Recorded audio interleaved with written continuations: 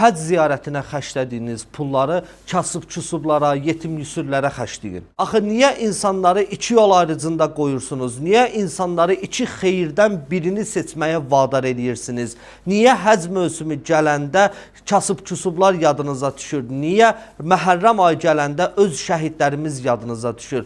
Olmaz ki, həm öz şəhidlərimizə ağlayaq, həm Kərbəla şəhidlərinə, olmaz ki, həm yetim-yüsrə kömək eləyək, həm də həcc ziyarətinə gedək. Maraqlı bir statistikanı nəzərinizə çatdırım. Həcc mövsümü zamanı Azərbaycan üçün ayrılmış kvota 1000-1500 nəfərdir və hər nəfər üçün də 10-15 min manat nəzərdə tutulur. Yəni bunu ümumi hesablasaq təxminən 300-400 min manat eləyir. Halbuki ölkəmizdə spirtli içkilərə hər il 1 milyarddan çox pul xərclənir və ölkəmiz müsəlman ölkələri arasında spirtli içkiləri ən çox istifadə edən ölkədir. Adamlar demək istəyirlər ki, 300 min, 400 min manatı aparıb hər il həcc ziyarətinə verməyin, ancaq 1 milyard manatı aparın spirtli içkilərə verin. Həcc mövsümü zamanı dəridən qabıqdan çıxıb vaşüvənlik eləyib kasıbları yada salanlar nədənsə 200 min manat, 300 min, 400 min manatlıq həcc mövsümü xərclərini görürlər, ancaq spirtli içkilərə xərclənən milyardlarla manatı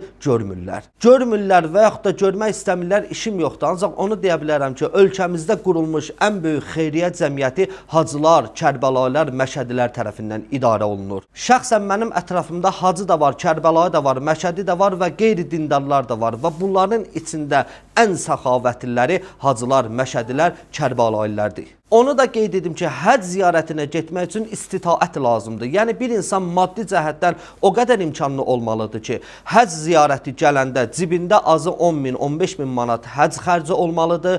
Gedərkən ailəsinə kifayət edəcək qədər pul qoymalıdır və qayıdarkən də xərcləməli pulu olmalıdır. Bu xüsusiyyətlərə sahib olan insan da imkanlı insandır. Yəni gəlib ona həccə xərcləmə, gəl bunu kasıba xərclə deməyin mənası yoxdur. Onun həccə də xərcləməyə pulu var, kasıba da xərcləməyə pulu var. Nə zaman görsəniz ki, bir insan iki xeyirdən birini seçməyi təbliğ eləyir və o seçdiyi tərəfdə İslamın dediyi deyil, bilin ki, onun dərdi o ikinci tərəf deyil. Onun dərdi bu birinci tərəfdir. İslamın dediyidir. Yəni onun problemi İslamın dediyidir. İslamın dediyi olmasın, başqa nə olur olsun.